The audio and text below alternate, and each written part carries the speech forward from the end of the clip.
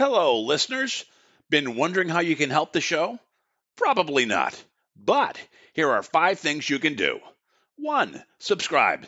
Support the show by clicking the subscription link in the show notes. 2. Review on iTunes, on our website, www.afraidofnothingpodcast.com, or on whatever app you listen to. 3. Donate. When you go to our website, click the cute coffee cup icon. Or in the show notes, click the subscription link. 4. Share. Sharing really is caring. Tell your friends and even your enemies to check out the show. 5. Watch. Wait a minute, it's a podcast, not a movie. Actually, it's both. Check the show notes to find out where to watch the documentary. You can also rent it on Prime Video. That's it. Oh, one last thing. Enjoy this episode.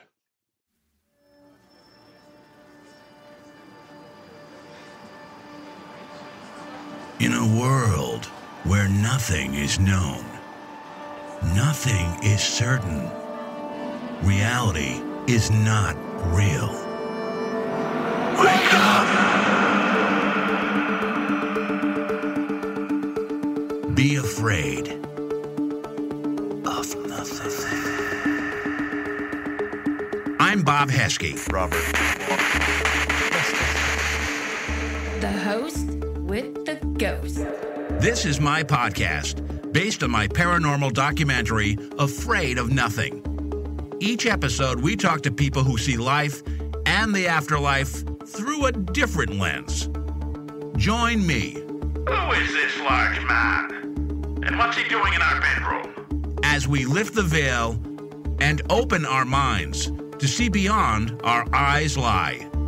This is Afraid of Nothing.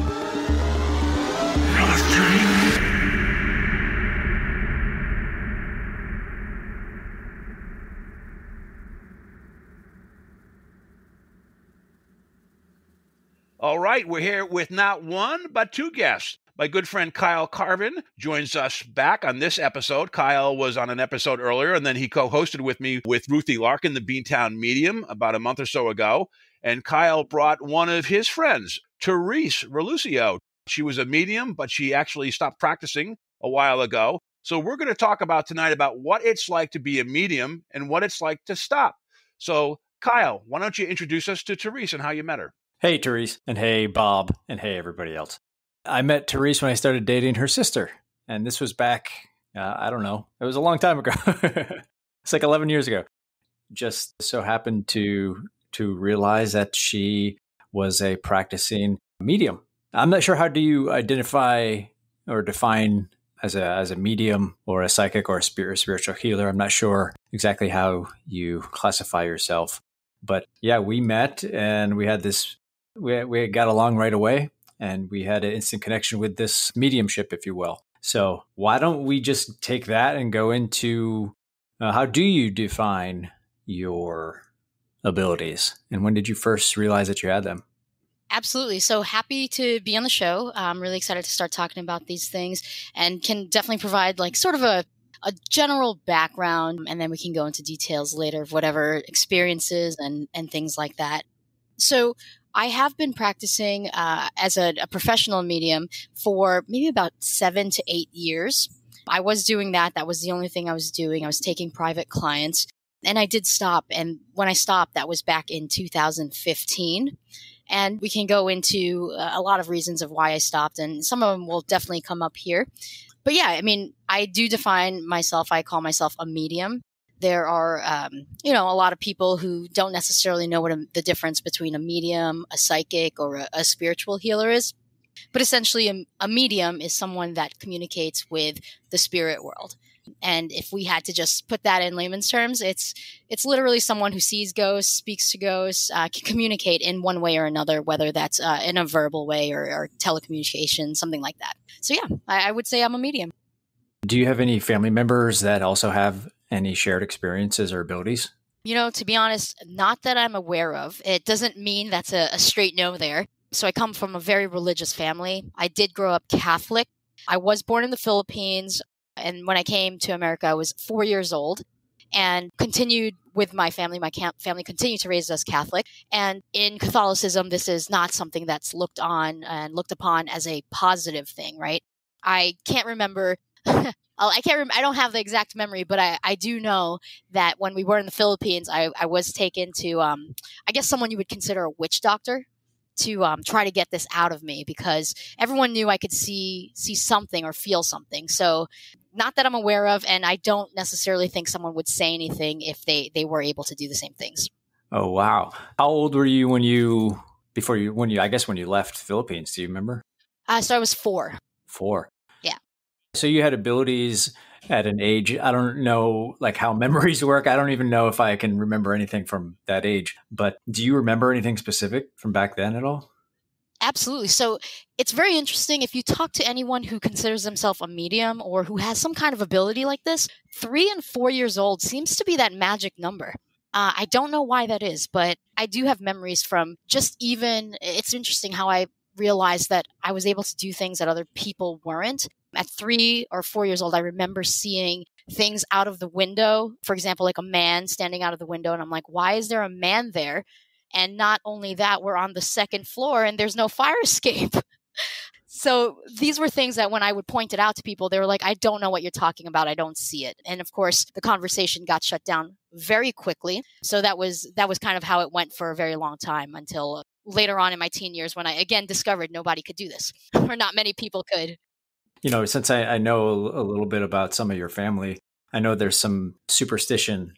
I don't know if it's like necessarily a cultural based things that are going on or if it's just specific to your family or not. But do you think like the superstitions in your family happen to play into their beliefs of, because when you mentioned like it was shut down, like any idea of things that you were experiencing, do you think that maybe some of your family might have other things going on and they just don't want to because you said the Catholicism or that religious aspect? Do you have thoughts on that? Yeah. So I genuinely believe everyone has the ability to be able to do something like this. And I did train so that you can hone in your skills. I trained to do this as well because it's something that I was interested in doing, but I also taught people how to do this. And you know, it's my general belief that if you're open to being able to learn and figure out how to do this and connect this way, you're definitely able to do it. So I don't think anyone in my family would be open to actually doing that. But I do believe that people have had some experiences. I know my father talked about college and people who have, like, for example, died in the dorm rooms there that he's seen in the middle of the night. But that's really not, a centerpiece type of conversation in my family. Yeah, yeah. And speaking of, so you said you also did a little bit of educational of how to do this. So why don't you walk us through like the process that you do for readings and what some of the things you might teach? Yeah. So I also trained formally, again, just to hone in skills, right? You have this ability, and now it's like, how do you take that and just run with it and turn it on and off when you want to, and really just turn up the volume or turn down the volume. I've gone to maybe 4 different places, including the Holistics Institute in New York. I've gone many times across to right above London or near London, Stansted. That's the Arthur Findlay College. Really beautiful place, amazing place to learn, and the energy is just great. And when I'm teaching, and when I was teaching people, really the main goal is to understand, how do you feel? Like, how do you feel? That comes with meditation and really trusting your feelings, your gut, and really knowing who you are. Essentially, the main point is that you cannot tell the difference between your feelings and, if you're feeling a spirit around, or if you're feeling someone else's emotions, if you don't know what your feelings actually feel like. Does that make sense? Yeah, I think I do understand that actually. So going with that, do you know, like going into a reading, being an actor, there's this saying that when you go in for an audition, the casting directors kind of know in the first 10 to 15 seconds, even if it's a 3-minute scene, they kind of know if it's going to be a good or bad audition right after that first 10 or 15 seconds. Do you have that kind of feeling when you're doing readings? Do you know if it's going to be a successful one? Yeah, maybe I should have been a casting director, but yes, I know exactly what that feels like. Usually it would start The feeling starts from when they first make an appointment to come and see you, right? It comes from how jittery are they when they're making the appointment? Are they asking a ton of questions? Are the questions they're asking something you feel like you could help them with or should have to help them with? And these are all things that you pick up, not just from, let's say, an email or a phone conversation, but when you meet that person.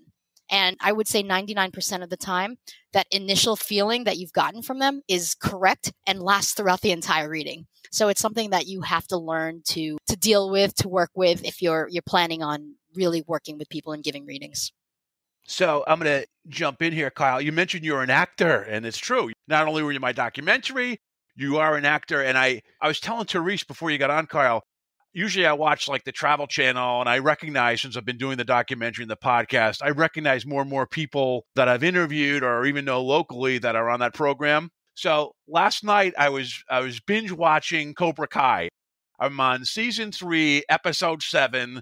It's the scene where Johnny Lawrence, the guy that Ralph Macchio knocked out with that illegal kick, that crane kick in the movie, he shows up and he's looking for a new dojo. And you're the first play. So cue your line. What's your line that you said to him when he came in? Oh, yeah, my line, how you liking that juice?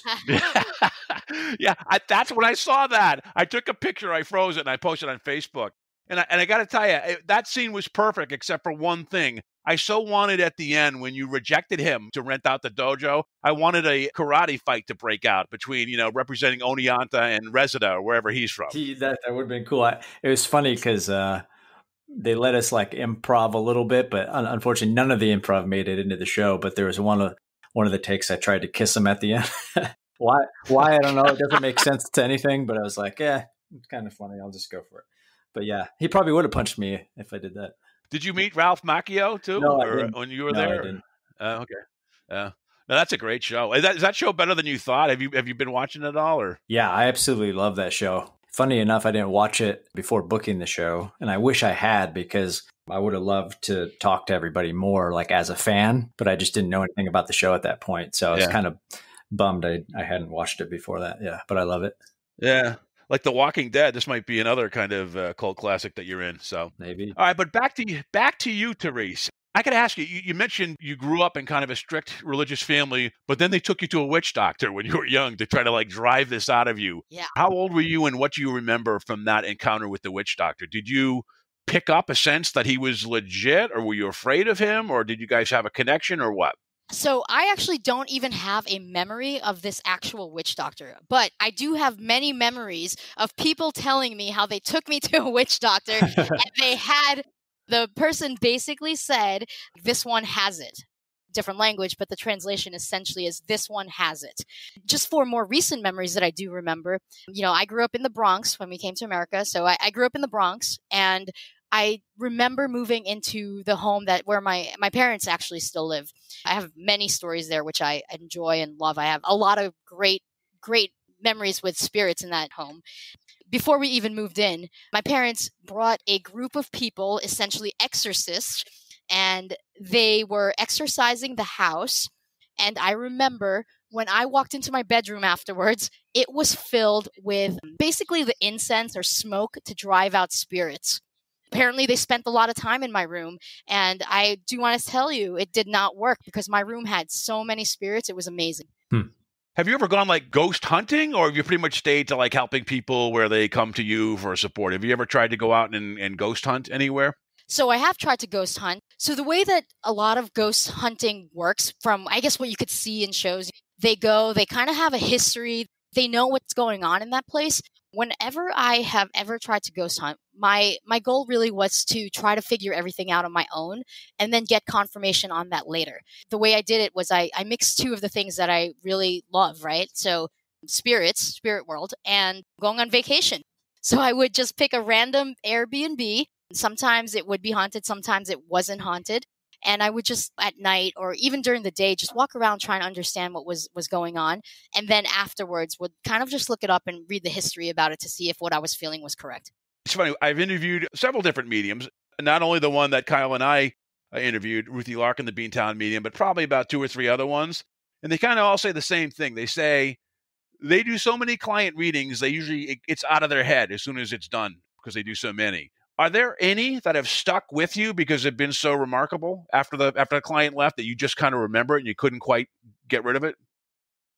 To be honest, absolutely not. And it's not to diminish the readings and the people who have come to, get readings from me. The thing is, it does seem like a very distinguishing ability. However, when you are on the other side and you are the medium, the experiences are very similar. The questions you get are very similar. And it just kind of blends in, which is essentially one of the things that led to me stopping doing this on a professional basis, at least.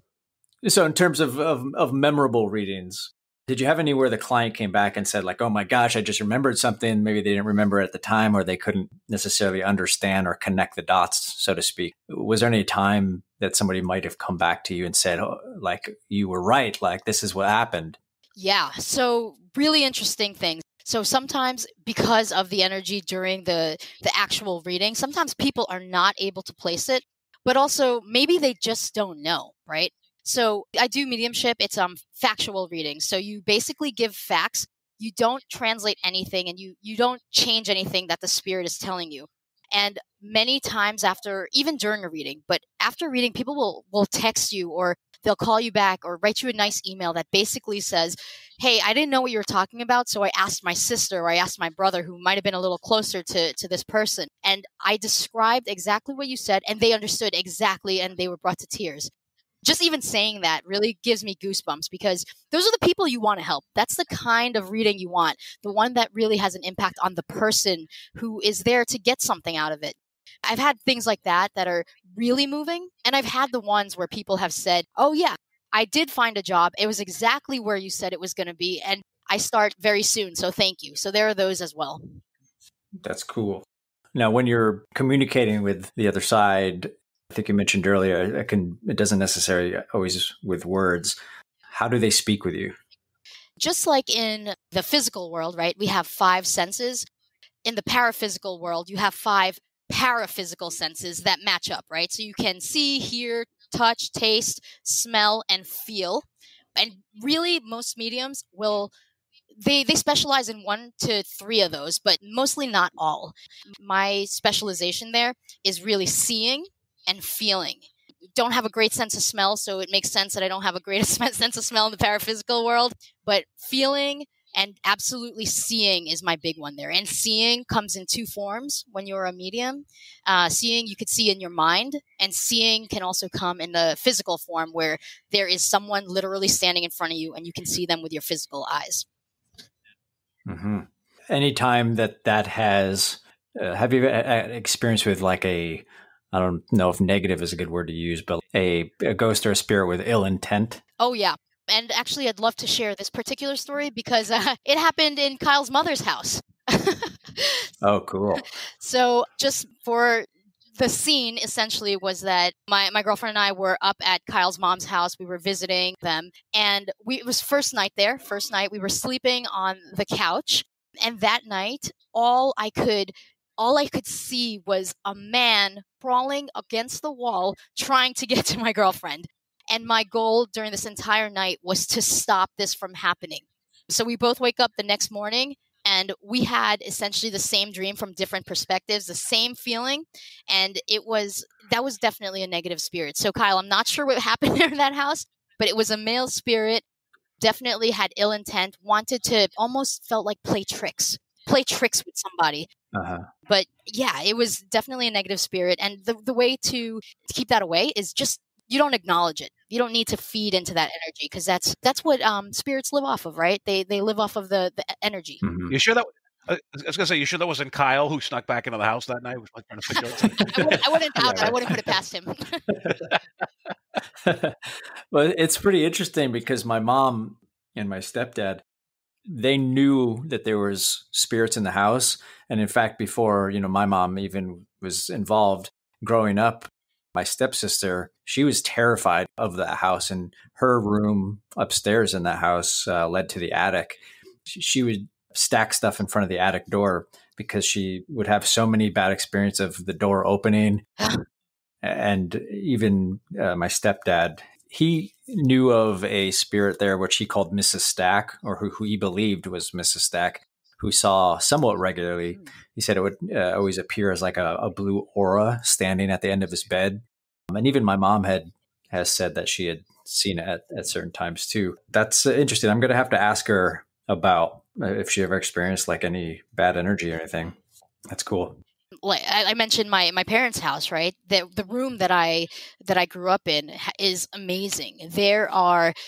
That's probably the place where there has been a consistent amount of spirit energy flowing. Some of it has been a little creepy, but most of all, it's really, when you think about it, the spirit world is unbelievably beautiful. You experience things on a much higher level. Colors look different. Everything about it is not to knock on Earth, but it's much better. And the amount of spirits I've seen there have been so many. It's like very hard to count. Tonight's Afraid of Nothing episode is sponsored by Podcorn. Podcorn is a marketplace connecting fearless podcasters to amazing podcast sponsorship opportunities, such as host-read ads, interview segments, topical discussions, and more. I've had first-hand experience with Podcorn helping me find sponsors for my show, which is great because it helps offset production costs and lets me produce more shows for you. Win, win, win. And working with Podcorn is easy. So if you have a podcast and are searching for a sponsor, look no more. Check out Podcorn.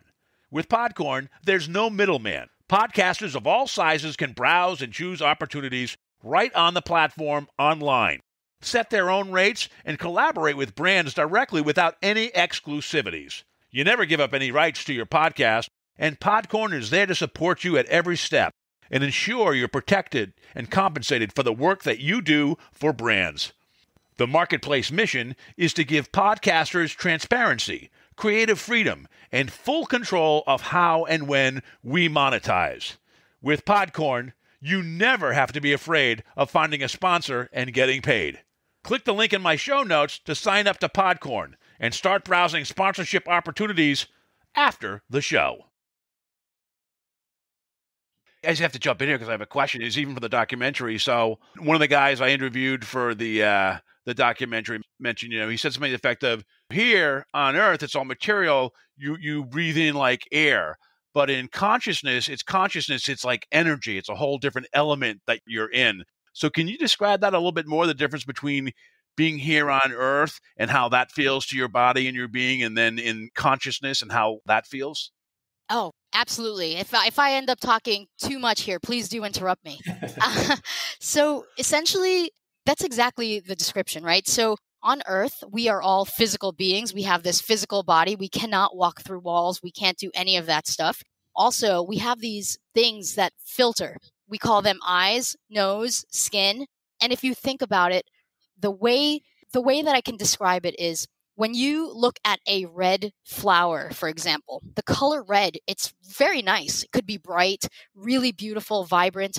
But if you're experiencing that on a higher level, you're in a much higher vibration. That red color will have a life of its own. It will move. Your eyes, your physical eyes don't filter out, because your cones and your rods that are in our eyeballs, they don't need to filter that out. You just experience everything about that flower, and it almost speaks to you. I do understand when people think this is a little woo-woo, and I can only hope that everyone can experience it, because the feeling is indescribable. There are absolutely no words to describe what a red flower looks like in the spirit world perspective versus one that you see here. Even the most beautiful flower here will never compare. And everything moves faster. So there's no sound. You don't necessarily have to speak through sound. Everything is through telecommunication. So it's instant. There's no barrier there. The minute you think it, it's there. It's done. It happened. You communicated it, and it's done. So the vibration is very different. Are you part of that vibration too? It's like, again, another guy, like a scientist guy in the documentary. It was really kind of interesting. At the end, I had people share stories, and he had a experience of being at one while he was alive. He didn't have a near-death experience or anything. He just had this weird experience where he kind of became like one with the world. He mentioned his whole life being a canary in a cage, and the cage being opened and being freed, and not just seeing stuff, but being a part of stuff. Is there a feeling of that being part of oneness too that you experience when you're in the spiritual world? Yes, absolutely. And oneness is such a word that just doesn't have a lot of definition there, right? And the same kind of feeling can be described in so many ways depending on how it's experienced, right? So for example, something like this, I've had the experience of being out of my body many times.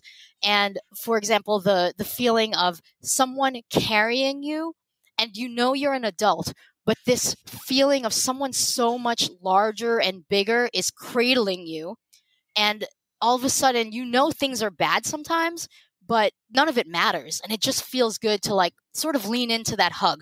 If this was a video, there would be a tear in my eye. You would see that.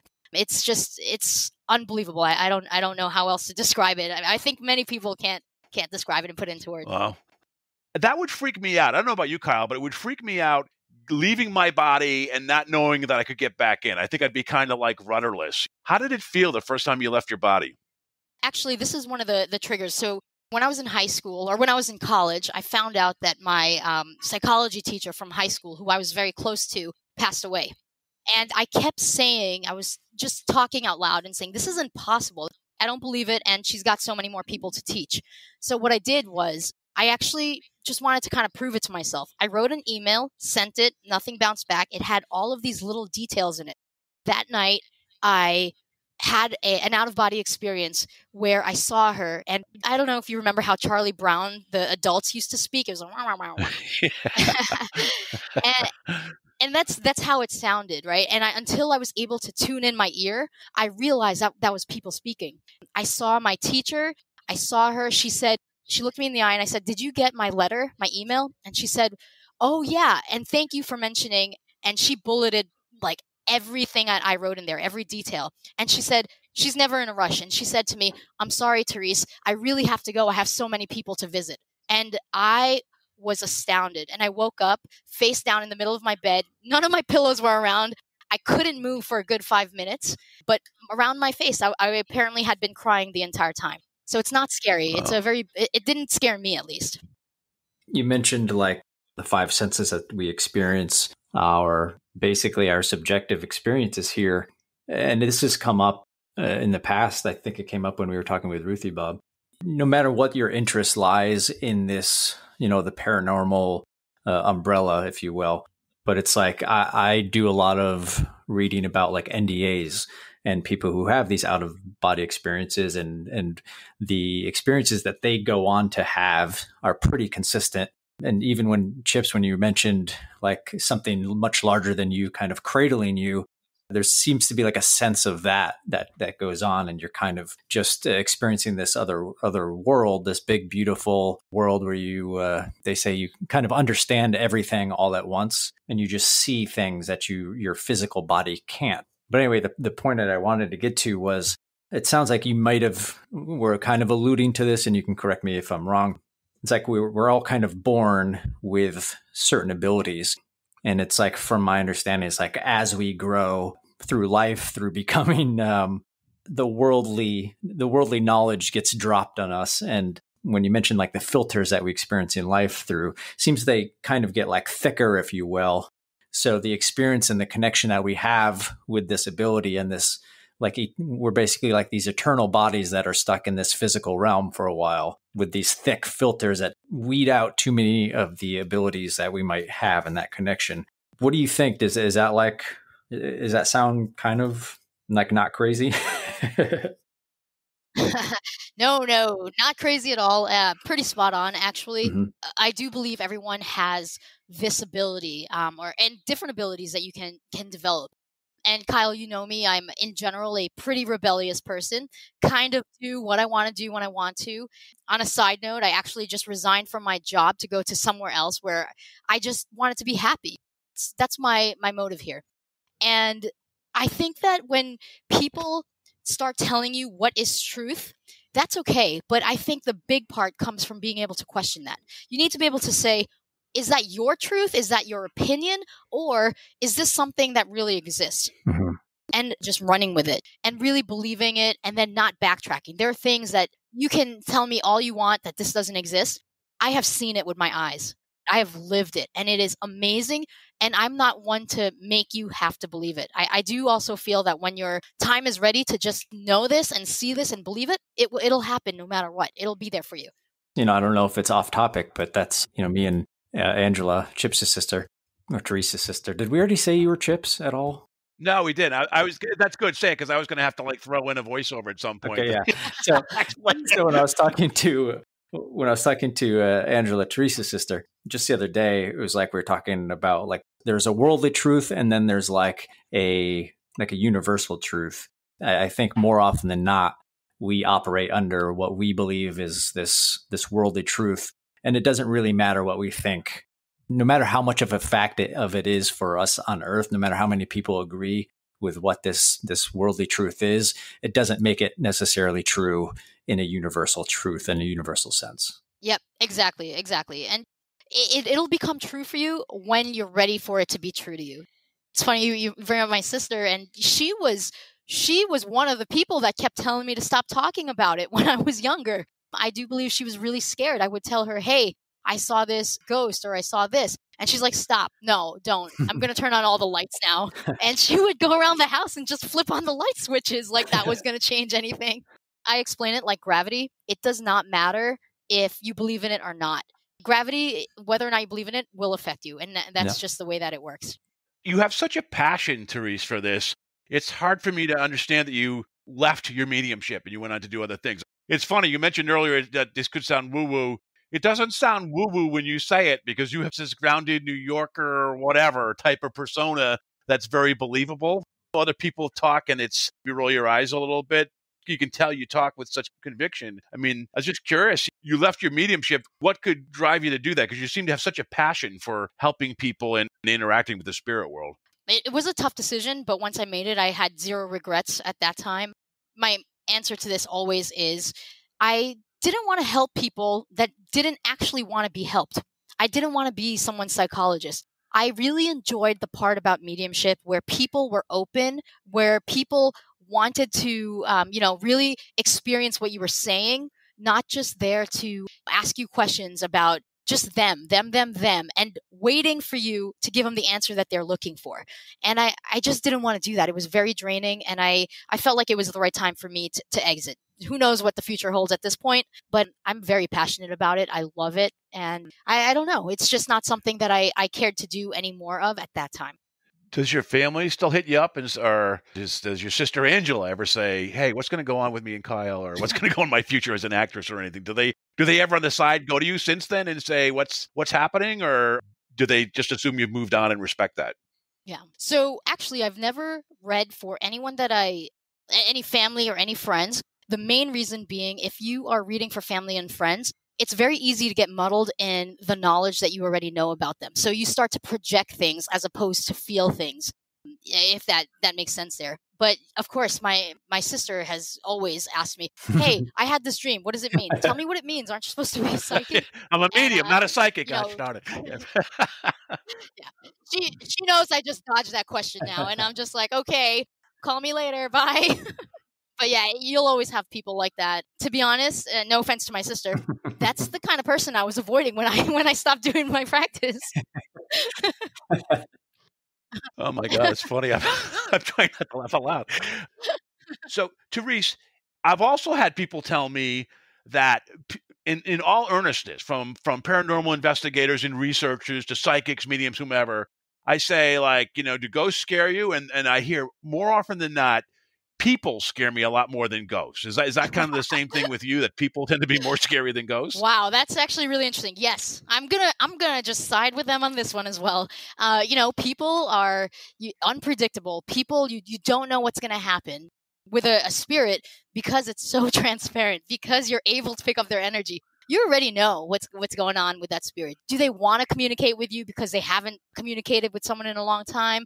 If they wanted to do anything that was spiteful or let's say play any tricks or jokes, that would have happened already. With people, you never know where that's going to come out from, right? So I'm going to say I do enjoy the spirits in the spirit world. Good and bad, I will say. Yeah, and is it like a muscle being a medium? Like if you don't do it as much, did you stop your active practice? Have your skills diminished at all? I mean, like, for example, kids, sometimes they'll see things when they're younger and then they're told, no, that's just your imaginary friend, or no, you can't be talking to yourself. Do you find that once you started actively doing your mediumship, did your abilities diminish at all, or do they never really go away? So they never really go away. They can diminish. But in my case, you hear how I talk about this. This wasn't just something I did professionally. This was something that I incorporated into my life. This is still really what my life is about. I meditate. I have a daily meditation practice in the morning, even at night if, let's say, if work doesn't take me out too soon. But meditation is the number one thing. Your dreams, because you have to hit a certain brainwave to get to that mediumship level to speak to spirits, the easiest way to speak to a spirit when you're first starting, through your dreams. So for me, it has not diminished. I continue to use it on a daily basis. Even walking through the park and hiking through the park on weekends, I'm constantly looking around and trying to feel what's going on. Yeah. Cool. I've certainly been curious in the past about exploring, do I have any abilities and how would I achieve even trying to open myself up to it? But is there something on the basic level that you can kind of get started? You mentioned meditation. Is there something like during a meditation session, some sort of mantra, or is there something that you can specifically ask for to open your abilities up? So yeah, there are a couple of different things. The breathing part is very important, and that's part of meditation, definitely. But you want to focus on the intent to be able to open up your third eye. Intent is number one. And then you want to learn how to let go of your fears, because some people will say they want to do it, but the spirit world will know. Spirits will know. If I show myself to them or if I make myself known, will it scare them? If it is, they're not going to do that. They don't want to scare you. That's not the goal. So intent is number one. Continue to meditate. And when you're meditating, it's okay for your mind to wander. Just bring yourself back. And when I say bring yourself back, I literally mean just remember that you're meditating for a purpose, which is to open up your third eye. And then number two, this is the coin flip trick. I used to teach this all the time. When you cannot decide what you should do and you can't feel what your gut is telling you to do, flip a coin. Whichever way it lands, you'll know and you'll have a feeling, oh, never mind, I don't want to do that. Let's go the other way. Or, yeah, that feels good. Mm-hmm. Essentially, that coin is going to help you figure out where your gut wanted you to go anyway. You also said maybe you're alluding to at a certain time is why you kind of got out of practice, but you also sound like it's still a very major part of your life. Do you foresee a future where maybe you hop back in, open yourself to another practice or just putting yourself or advertising yourself more? I've thought about it a lot. At this point, I would always say you never know. But if I were to actively think about it, I don't necessarily believe that's the direction I want to go in. And there's really one main reason for that. And this is going to come off sounding horrible, I don't think the world is ready. The world's not ready for this. I don't want to be in the business of convincing people that it's there, it exists, this is happening. So I don't feel that the world is ready. But when the world is ready, I hope to be able to be here still, or be able to share that with them.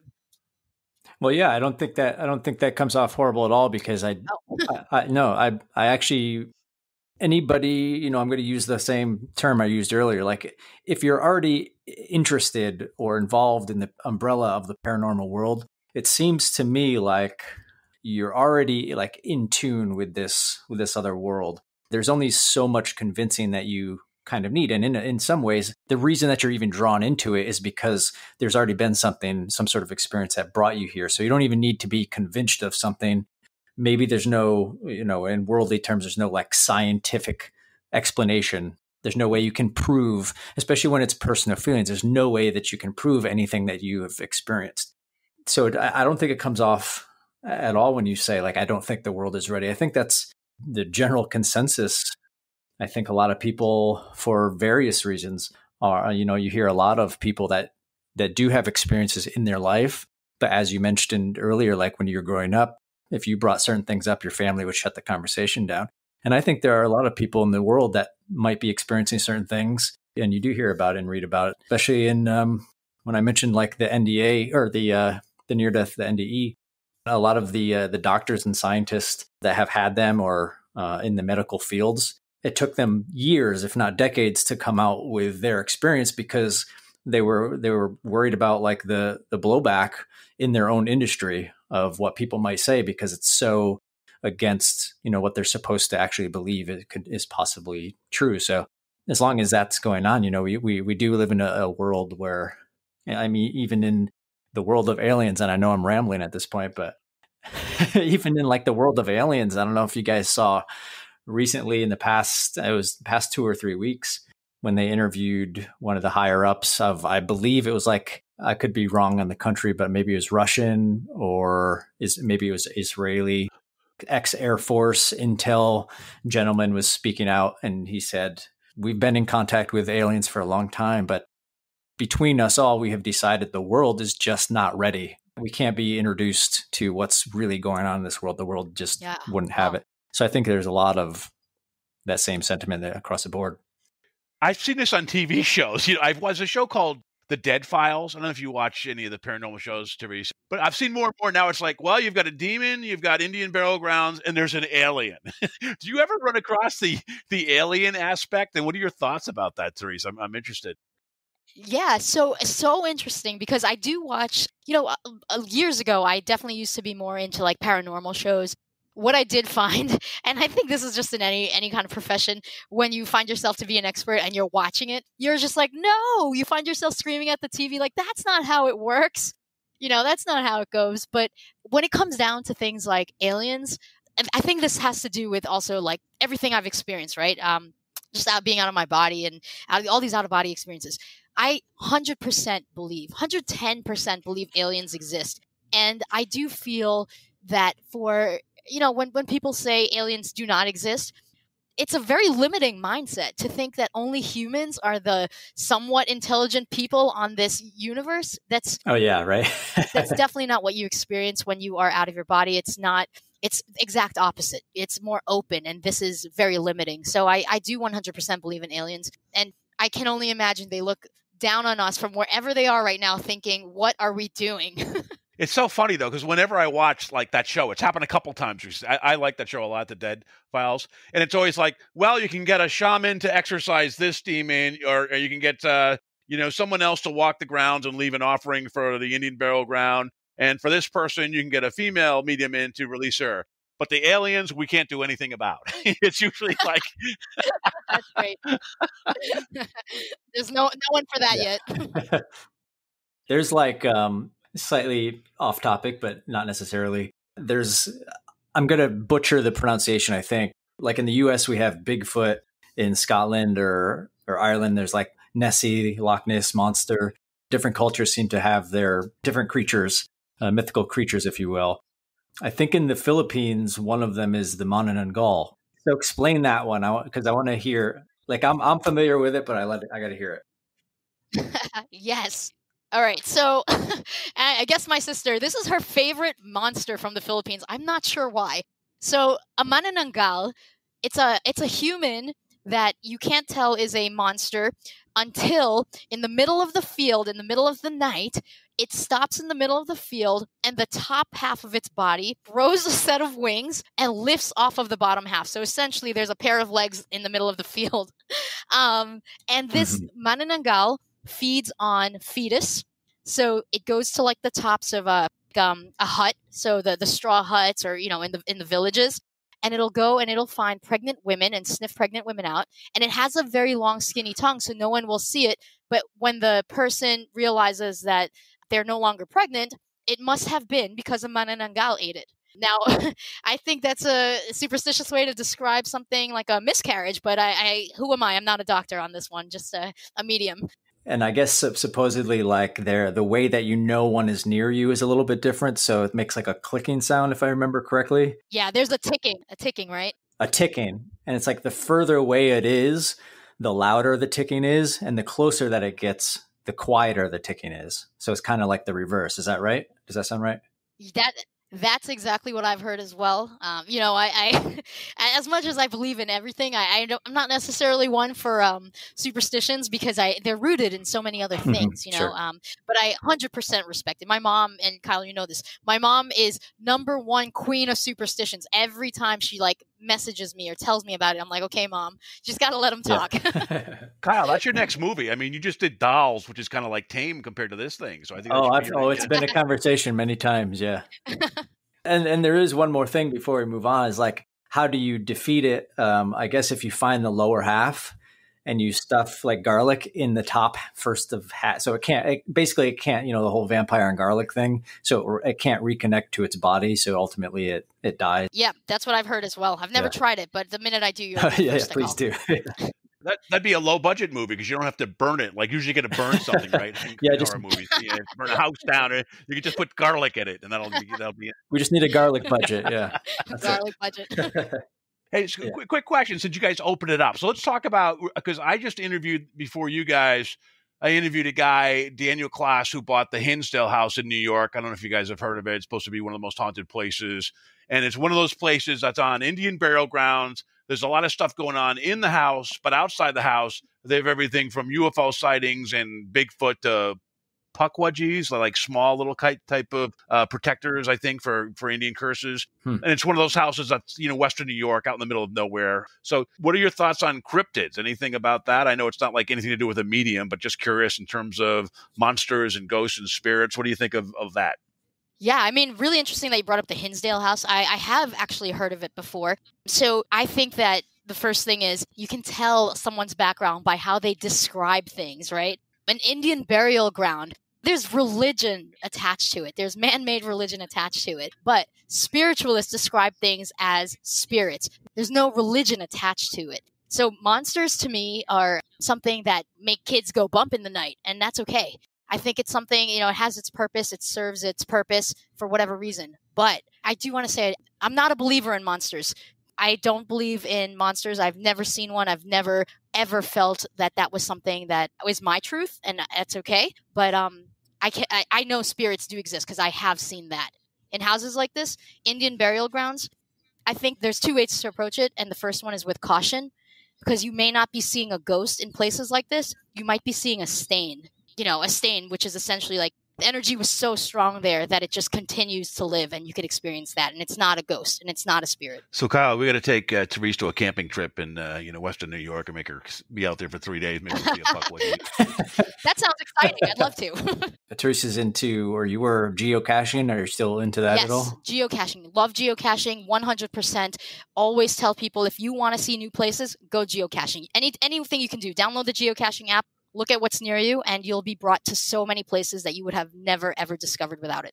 I guess for people that might not know what geocaching is, sorry, Bob, I know this is like totally not necessarily on topic, but I don't know what it is. Explain what geocaching is, and also if there's any experience of maybe there was like a crossover into anything paranormal. Yeah, of course. So essentially geocaching it's a worldwide scavenger hunt.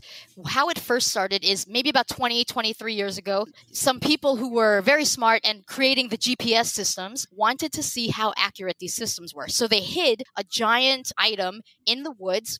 They let people out with GPS devices, and they just gave them the coordinates. And they wanted to see, can people find this? So they found it, that evolved, and now we do this here on a normal basis, people who geocache, and we find things based on just coordinates. So I would not necessarily say that there is a huge connection, but I will say there are many geocaches in things like cemeteries, and each geocache has a story attached. And usually those are the ghost stories you like to hear. It's usually hidden near someone's grave that had some kind of history that they want to tell. There's like apps and there's websites where you can actually hide something yourself. Is that how it works? Yeah, all the geocaches are placed by people who hide things and also look for things, of course, the geocachers. I think, Kyle, you and I, when your family also, we found some geocaches when we were up there, right? Yeah. We went and found a couple near or at least one near the train tracks, like in a weird spot near old train tracks. Yeah, exactly. And exactly what I'm saying, right? You would never find yourself there, but the geocache. Yeah, you would never go there for any reason. It's like there's nothing there. It's so remote. So yeah, it's really interesting. Yeah. But I would say, that curiosity part is going to be the connection, right? You're curious. What does this geocache look like? That's the kind of stuff that will get you started on either learning how to be a medium or really just connecting with the spirit world. And it sounds really cheesy, but it's very true. Yeah, I think that makes sense too, because it's like we're all curious in different ways through our lives. It's like I think our curiosity can get taken down a bit. So it's like if you can open up the curious aspect of your mind and just get thinking about one aspect, then generally that will start to open your curiosity about other things. So I think, yeah, it makes sense. I don't doubt that all three of us will have some kind of really giant experience soon, because this is really what gets things going. The conversations, the energy like this is when we start to have the experiences. So I'm excited to hear what happens to you guys. Cool. Okay, guys, this has been awesome. So we're at the end of it. So let's just close with a little word association game, okay? So, Kyle, I'll start. I'll throw out like 5 words, and Therese just want, whatever comes to mind. And then, Kyle, you take a shot, okay? Sure. All right. Cool. So the first one, 2020. Woo. Lesson for humanity immediately comes to mind. Immediately. 2021. Oh, we're not done with that lesson, Bob. That lesson is going to continue for probably the next couple of years. But 2021 is when we're all starting to really start questioning things. And I think people are going to start working on their actual skill sets and becoming more than who they are. The law of abundance. Big believer. You ask, you get. You don't ask, you don't get. New York City. Stressful. Meditation, even on the train, is possible. Ouija boards. It's a crutch. It does. I do believe it works, but you should always have an actual medium there to distinguish whether something is happening because there is that actual spirit you think you're talking to, or is there a spirit that's trying to just play a game with you because it is a game. Reawakening. I think that's coming for all of us. And if you haven't seen glimpses yet, I think we're all going to start to see the glimpse. And our reawakening is, if we thought 2020 was bad, reawakening is going to be a surprise for everyone. Demons. Religion. Bad ghosts, but nothing too negative that can hurt you. Salem, Massachusetts. So sad for all the witches that have burned there and that were hunted. I do think, and having been there, the energy is amazing. It's you get a sense of sadness there. The afterlife. So beautiful. Like, the words are slipping my mind. There are no human words to describe what awaits everybody. And, I wish everyone could just remember it. Let's try astral projection. Could be scary. It's an out-of-body experience. There is a silver cord that supposedly, if it breaks, you lose your body. I'm not a believer in that, but it's really just being able to reach a certain vibration that you are having an out-of-body experience. And being buried versus cremation. It's just physical. I think that cremation may be better for the planet. But if people who are alive, those are the ones that are suffering. Because when you die, it's not a scary thing. It's not a painful thing. The people who are going to be in pain are the ones who survived you. And if they need something to basically mourn, then hey, bury the person. And what do you think happens after we die? So I 100% believe in a life review. It's cliche, but people say, whoa, I saw my life flash before my eyes. I 100% believe in that, and I do believe what will end up happening when you pass is you're going to experience those moments where you affected and impacted someone, whether good or bad, and it won't stop there. You'll experience what you made them experience, and you'll see how it affected their day. So if you were rude to somebody at Starbucks and that affected their day, and they went home and yelled at their children who ended up feeling bad, you're going to experience all that. So I think we just all need to try to do better. I'm one to speak, and I have my moments, but I think we can only hope to do as best as we can on a daily basis. Great. And then last question, when someone is seeking help or seeking a medium, what should their expectations be? I think the first thing is don't put any pressure on the medium to find the person that you're looking for specifically. There are ways to call in spirits, but it's not a guarantee that that's going to be the person that they want to talk to. More than likely, you'll hear from someone that you need to hear from. And that means, like, whatever it is that you're going through, whatever messages you need to get, those are the ones that are going to come through. And keep an open mind, because they may not be coming from a specific person that you thought it was going to come from. All right, that's cool. So, Therese, thank you so much. It's been fun. This was great. I really enjoyed it. I think this was something I definitely needed as well. I mentioned earlier very quickly that I just resigned from my job because I was feeling like very burdened. And I feel like this came at the right time, exactly on the right day. So I really appreciate it. Yeah, I mean, look, my first time meeting you, but you seem to know your own North Star from at least from this interview and from what I can tell. So I hope you have a great year, and I hope you do dabble into the mediumship every once in a while because you seem to have a great talent for it. So thank you so much for sharing your story with us. Absolutely. Thanks for having me. Yeah, thank you, Kyle, too. This was awesome. Yeah, thank you guys. This was great.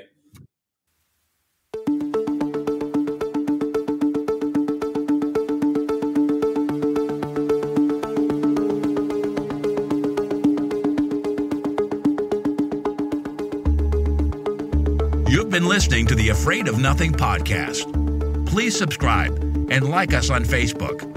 Until next time, stay scared.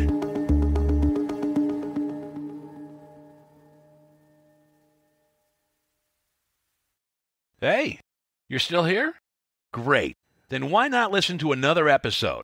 Visit afraidofnothingpodcast.com to peruse all the shows. That's afraidofnothingpodcast.com. And while you're there, click the coffee cup icon to buy me a coffee and leave a review. I'll give you a shout out in an upcoming episode, and the world will know how swell you are.